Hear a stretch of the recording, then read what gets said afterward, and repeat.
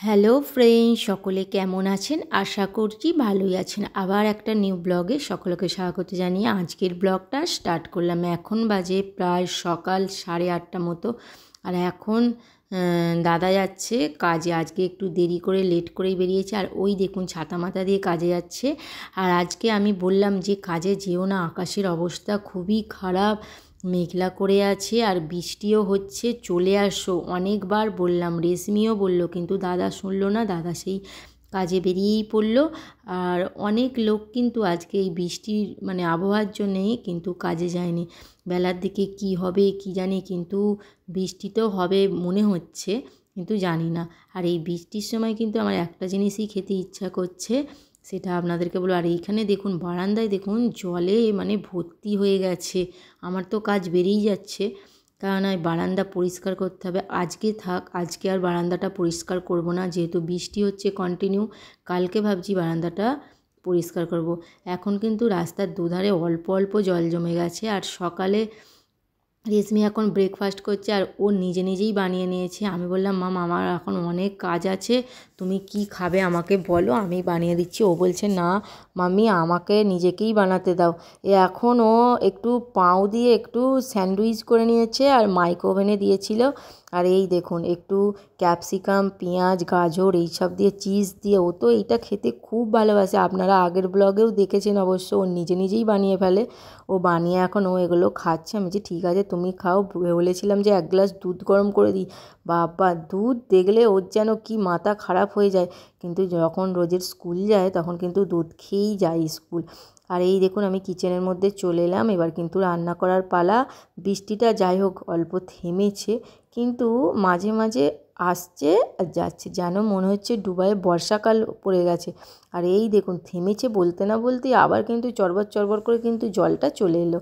কি হবে কি জানি, আকাশটাও খুব ডাকছে। একবার একবার চিন্তা হচ্ছে, যদি অনেক বৃষ্টি হয়, রাস্তায় যদি জল জমে যায়, তাহলে কিন্তু গাড়ি ফাড়ি কিন্তু আর বেরোতে পারবে না। আর দাদা কোম্পানি থেকে বাড়ি আসতে পারবে তো কি জানি, সেই চিন্তাই হচ্ছে সারাদিন। যাই হোক, দাদা তো কিছু নিয়ে যায়নি। আগের দিনের বলেছিলাম যে দাদা টিফিন রেখে এসেছিলো, সেটা খেয়েছিল। কোম্পানি থেকে একজন চলে যাচ্ছে ক্যান্সিলে, সে নাকি KFC খাইয়েছে। আর সেই জন্যে কালকের ভাত ফাত সব তরকারি ফরকারি ফ্রিজের মধ্যে রেখে এসেছিলো। বলছে আজকে তাহলে সেই হিসেবে কোনো টিফিন আমি ভোরবেলা উঠে রান্না করিনি। আর এখন আমি রান্না করব। এই দেখুন বন্ধুরা, রুই মাছ এনেছিলাম শপিং মল থেকে। আর রুই মাছটা অ্যাকচুয়ালি ফ্রোজেন নয়, রুই মাছটা যেমন তারা ইন্ডিয়াতে গাড়ির বরফের রুই মাছ পাওয়া যায়, ওই রকম রুই মাছ এনেছিলাম। ভালোই রুই মাছটা ছিল, খুব সুন্দর ছিল। আর আমি যেহেতু শপিং মল থেকে কিনে এনে ফ্রিজের মধ্যে রেখে দিয়েছিলাম, সেই তো বরফ জমে গেছিলো আর জলে ভিজত দিয়েছিলাম মাছটা। ততক্ষণ যাই হোক পরিষ্কার করে নেব। এখন তার আগে আমি এখানে সবজিগুলো কেটে নিই। জানেন তো বন্ধুরা, কিছুই সবজি নেই, আর এই বৃষ্টির মধ্যে শপিং মলে যাওয়াটাই অসম্ভব। আর এইখানে কটা বিনস আছে, একটা ক্যাপসিকাম আছে, গাজরটাও ফুরিয়ে গেছে। আর কুমড়ো সবসময় ফ্রিজের মধ্যে থাকে। আজকে যেহেতু খিচুড়ি বানাবো, আজকেই দেখছি কোনো সবজি নেই। এগুলো কেটে নিই। এগুলো কেটে নেওয়ার পর এখানে কিন্তু এবার মাছের মধ্যে মাছটা পরিষ্কার করে নুন হলুদ মাখিয়ে বেশ কিছুক্ষণ রেখে দিয়েছিলাম। এবার কড়াই চাপিয়ে দিয়েছি, তাড়াতাড়ি মাছটা ভেজে নিই। আবার দেরি হয়ে গেলে রেশমির কিন্তু খিদে পেয়ে যাবে। সকালে দেখলেন যে একটু বেড পাও খেয়েছে। আর এখন এবার মাছটা, তেলটা গরম হয়ে গেছে। এখন আমি প্রথমে মাছের মাথাগুলো ভালো করে সুন্দর করে ভেজে নেব। তারপর এখানে মাছ ভাজা হতে হতে মশলা রেডি করব। এখানে কিছু ছোট পেঁয়াজ, আদা, রসুন, কাঁচা লঙ্কা, টমেটো নিয়েছি। এগুলো সব ভাবছি একসাথে পেস্ট করে নেব। তো একসাথে সব পেস্ট করে নিয়েছি। আর একটু হলুদ দিয়ে দিলাম। আর আপনাদের সাথে গল্প করতে করতে ভুলেই গেলাম যে সর্ষেটা দিতে হবে। সর্ষেটা কিন্তু দিতে একদম ভুলে গিয়েছিলাম। যাই হোক, সর্ষেটা দিয়ে দিলাম, দিয়ে ভালো করে এর মধ্যে পেস্ট করে নেব। যাই হোক, আমার মাছ ভাজা মোটামুটি হয়েই গেছে। এখন রেশমি বায়না করছে, মামি আমাকে একটা মাছ ভাজা দাও, আমি মাছ ভাজা খাই। আমি হ্যাঁ খাও, কী আছে। একটা মাছ ভাজা দিলাম। ওই মাছ ভাজাটা দিয়ে ওকে একটু ঠান্ডা করলাম। যাই হোক, খিচুড়িটা চাপিয়ে দেবো পাশে। একটু পরেই খিচুড়ি হতে বেশি টাইম লাগবে না, কেন প্রেসারের মধ্যেই করে নেবো, দুজনে খাবো। আবার কি এখন যদি ডেস্কির মধ্যে করে খিচুড়ি চাপাতে যাই অনেক লেট হয়ে যাবে। প্রেসারের মধ্যে সিটি মেরে খিচুড়িটা ভাবছি বানিয়ে ফেলবো।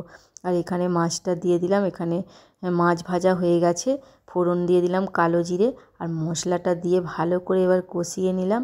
কষিয়ে নেওয়ার পরে ভাবছি মাছটা একটু জুস জুস করবো না একটু শুকনো শুকনো করবো।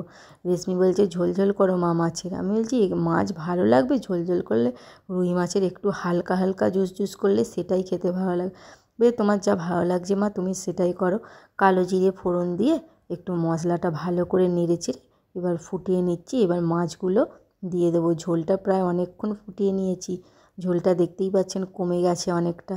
এবার মাছগুলো ভালো করে খড়ো খড়ো করে ভেজেছিলাম। যেহেতু বরফের মাছ একটু খড়ো খড়ো করে ভাজলেই ভালো হয়, কিন্তু যদি এটা জ্যান্ত মাছ হতো এত খড়ো খড়ো করে ভাজার কোনোই দরকার ছিল না।